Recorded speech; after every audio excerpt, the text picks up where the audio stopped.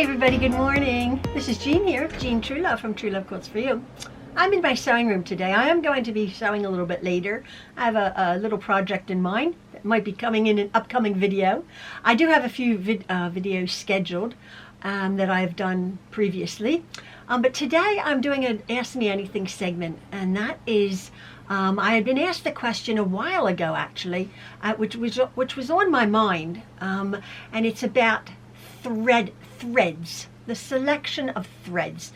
Now, if you go online, which I have done, or my own experience in choosing threads, there are all sorts of schools of thought about different threads to use in quilting.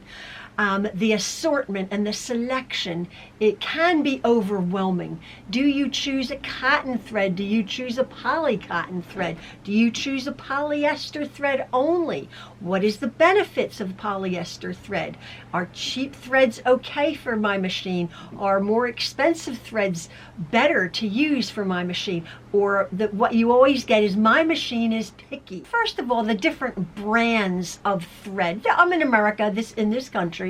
One of a very common thread, a less expensive thread, is a Coates and Clark, and then there's a Gutermann, I think it's, or Gutermann thread.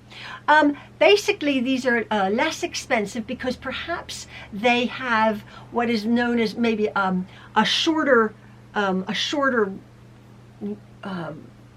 fiber, which makes it a little bit more fuzzy, which will generate a bit more lint in your machine. Now, I don't have a problem using an inexpensive thread. I have, as you know, I've had Singer and Kenmore and Brother and Husqvarna, and now I have my Juki and my Baby Lock machines. If a thread generates lots of lint, you just have to clean your machine a little bit more. In general, the more expensive threads, say an Aurifil, Superior, Metler, Isacord, they have stronger, longer fibers that are smoother, okay? The way they've actually been manufactured. It's a more intense manufacturing process, so therefore the cost is going to be a bit more.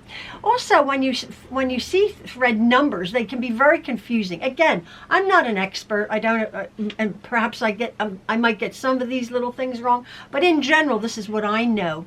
When you see something that says like an Aurifil 50 WT, 50 weight, well, the number, or you pick up a thread and it says 28 weight, or you pick up a thread and it says 80 WT to 100 WT. And if you notice, all of the threads are different.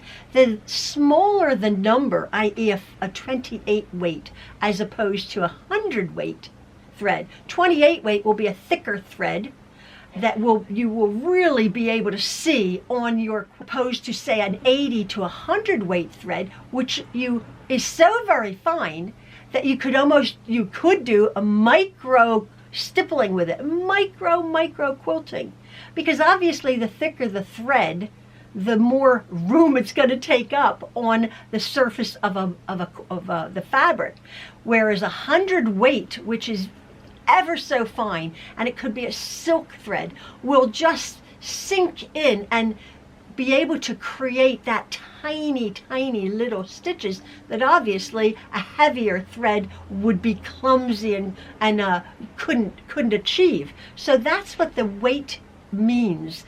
I, in general, would like to prefer to sew with 50 weight, 50 WT. So if you ever see that, that's what that means. Polyester thread, which people in the quilting community, when I was starting out, you never ever quilt with polyester thread. Well, the difference you only ever use cotton. Well, obviously quilting cottons are 100% cotton. Batting could be 100% cotton. Whatever batting, again, that's a whole nother can of worms there, the million different types of batting. But a polyester thread is stronger. And there was that school of thought that years ago would say, oh, your polyester thread will actually cut into your cotton fibers, and maybe in 100 years. But like, if you have polyester threads, and you're not, you're not bothered by it. It's a strong thread that will keep your cotton quilt together. I do sometimes prefer a cotton thread. I guess I played into that. So, but either one. But again, don't quote me on that, because a lot of people come at me. You never use polyester in quilting. Use what you want. There's so many different manufacturers. You have Thread Art, Sulky, Superior, Madeira, YLI, Gutermann, Issacord. Again, Aurifil that I use, Coates and Clark, Metler. There are so many different threads out there, and it's what you can afford and what your machine likes. Because again, a lot of machines, my machine is a bit picky. And it was interesting. I have been sewing for over 50 years. Garment sewing, and thread, you got an old wooden spool of thread from your grandmom's sewing kit, right? And you put it in your machine. And I mean, I learned to sew in home ec. Did I ever know how to clean out a machine? I think we were taught that. I'm not saying you shouldn't, but like all of a sudden, oh, my machine doesn't like that thread. I think I've only heard that like the last 10 years. And perhaps it's true. Perhaps the new components and the computerized things, a machine can be picky and like or not like a certain brand of thread. Again, I think it's the amount of lint that would collect when using a thread. One important thing is, and not a lot of people address this, but one thing I learned, actually I learned this a long time ago, was when you have a spool of thread, you actually look at this is a Coates and Clark. Is this a Coates and Clark? This is 100% polyester. I don't know where I got this. Dual duty. This is a cheap thread. Oh no, it is Coates and Clark. This is a Coates and Clark thread. It's 250 yards, all-purpose polyester thread. Now, when you look at this thread here, I'm going to try to hold it up. From the manufacturers, this thread is wound on the spool vertically, okay? It's stacked on top of each thread is stacked going up and around the spool, and it's all stacked on top of each other. Meaning that when it's actually pulls out from the bottom here, this is a brand new spool of thread. Let me pull this out. It's always tucked in there. That it will go through your machine on a vertical pin. Okay? Should do. You should have a vertically stacked bunch of thread on a machine. Let me pull this up. That has has a pin. You can't see it because of this, but I have a pin here, a spool pin that goes up or horizontal. It goes either vertical or horizontal. I have it up, and now I've turned it horizontal. Now, when you have a spool of thread that's stacked vertically, you want to have your machine threaded from the vertical pin all the way through. So your machine is pulling your thread it's going sideways, but it's pulling it from the vertical position. Do you understand that? The way it's stacked. Now, if you look at a spool of thread, such as this one, well, it has all tons, like this one, I think this is a connecting threads, an essential thread. This thread here is wound from the manufacturer on the horizontal. It's wound it's going that way and that way and that way and that way. Okay? And this thread, when it's put on the machine, is on the horizontal pin. So I'm going to pull that pin down, and I'm going to put that this way and then thread it. And that way, that thread is coming off of that spool the way it's been put on the spool. And I think it just makes a little bit of a difference in your thread tension. A lot of people, especially with this jazz machine, have a problem with the threading of it. Again, it's this jazz machine, which is fairly new for me.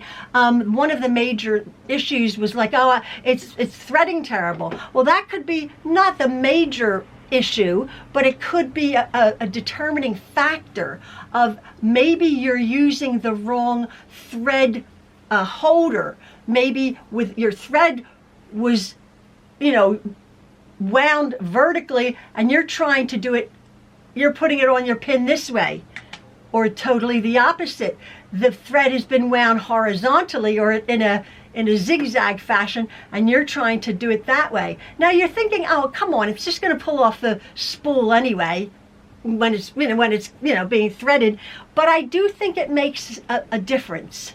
So a slight difference. Again, like I said, 50 years ago, you just threaded your machine, right? You never thought about that. But that's just more information that has come onto the quilting landscape of information that if you needed to know that. So that's all. I think I've sort of always known that. Sometimes I've always known that, not always. But like now that you realize, oh, my thread, oh, I didn't realize it is wound do like that, as opposed to do like that. Oops, it fell. So maybe you can think that. So if it's wound vertically, it goes on a vertical pin.